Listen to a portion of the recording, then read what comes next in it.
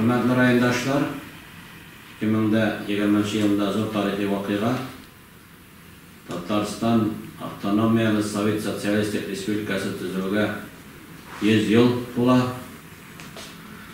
Bu vakıya Respublikamız için zor derecede belgilenen öttiler turgan vakıya. Çünkü 100 yıllık tarih, kışkına tarih değil, zor tarih degan söz. Şu şerişinde indi bizning turmushimiz, yaşayışımız ko'zga ko'rinib, tanımaslık derecede o'zgardi deb aytishga kerak. Avul xo'jaligi bilan shug'ullangan, hamda negizda Qozon shahrida to'plangan pромышленность предприятиялari bo'lgan respublikadan biz respublikamız zo'r pромышленность produksiyasi yetishtiruvchi regionga ayrildi. Ko'rib turasiz, regional produktning ko'lami bo'yicha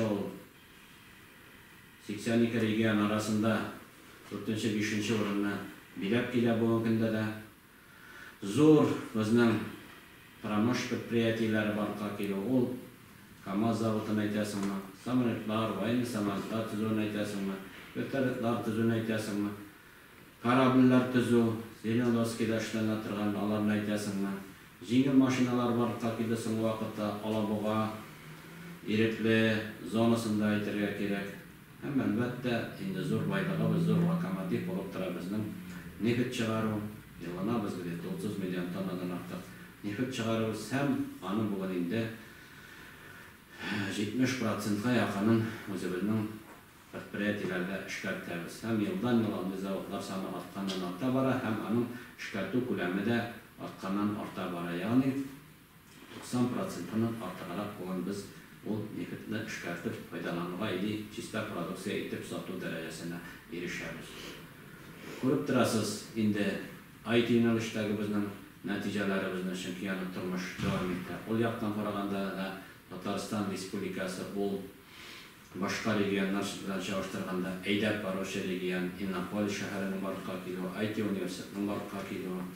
Shu vaqtda respublikada jide tip yuqori o'quv yurtining Qozon shahrida bo'lib, Qozon federal universitetining bo'lib, iki ona yarib borishi texnik yoqdan kadrlar adırlavchi Qozon aviatsion, Qozon texnologik texnikumlarining yuqori o'quv yurtlarining, universitetlarining ishlab keliyor. Bular albatta bizning zo'r potensialni ko'rsatadi, ham kelajakda respublikamizning zo'r darajada kuchli region bo'lishini dalillaydi. Men aytmay ketmay bildirolmayman, avul xo'jaligi bo'yicha ko'rib turasiz, avul xo'jaligi produksiyasi yetishtiruv ko'lami bo'yicha endi biz Rossiya regionlari orasida 5likda yomon ish bo'lgani qaramasdan shu darajada biz endi bugun avul xo'jaligi produksiyasi yetishtiramiz.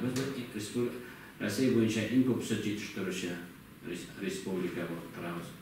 Ikmak bo'yicha biz 3-davomli 4-5 şu regionlar teresine kiramiz, ko'lam bo'yicha aytishga kerak. İç yetishtiruv bo'yicha 7-chi o'rinda biz bo'lgan kunda. Bundan ishlatу предприятиялari qo'shib yetishtiruv bo'yicha bundan aytasim kerak, крупный avul xo'jaligi produksiyasi yetishtiruvchi ham mana ishlatib sotuvchi region bo'lib turadi bu kunda. Ko'rib turasiz, bizning regionda Vladimir Putin bir kun Rustam Nurg'aliyev Minixanov qoldiga Sirdaryo saylovlariga fırsat berganda bek zo'r baya berdi. Eng tez ham innovatsion o'sib keluvchi region bo'lib baya berib ketdi bizning Tatarstan Respublikasina. Albatta bular butunisi mana shu so'nggi 100 yil ichida barqa kelib, so'g'ish yillarini, kolxozlashish yillarini, sotsialistik tuzilish yillarini, perestroyka yillarini o'tib mana shu darajaga yetgan respublika bo'lib turamiz biz bu kunda. Prezident Temur Sharipovichning yaqtoshimizning roli respublikani shu darajaga yetkazdi. Ana davom etishi hozirgi prezident Rustam Nurg'aliyev Minixanovning roli zo'r aytishga kerak. Ham shuning komandasi bugungi kunda respublikamizning ishonchli qullar bilan, ishonchli dilboga bilan albatta va o'suvini davom etadi deb aytishga kerak. Operasyon ko'ngildan qutlayman, hurmatli rayondoshlar. Bunda rayonimiz bizning shunday respublikada aydab borish rayonlarimizning birsi, aytsana ulkan olsak da Baribir endi biz tüp avul xo'jaligi rayoni bo'larak biz avul xo'jaligida bo'lgan ishchanlikka qarab Allohga shukr bek zo'r rahmat bizning igilchilarimizga, tilikchilarimizga rayonimizda birgina ishlatma yerda yo'q, butun maydonlar shashila yildan yil motor etib kuchli etib o'ng'ish olamiz. Yil sayin o'ng'ishning ko'lami bo'yicha ham 1 gektardan chiqishi bo'yicha shu ishlikdan bizning tushganimiz yo'q. Bu yil bo'lsa yilda bek motor o'ng'ishlar borda aytadi bizning mas'ullarimiz. Tilikchilik bo'yicha so'nggi yillarda bek ko'p ishlarni ko'rib turasiz.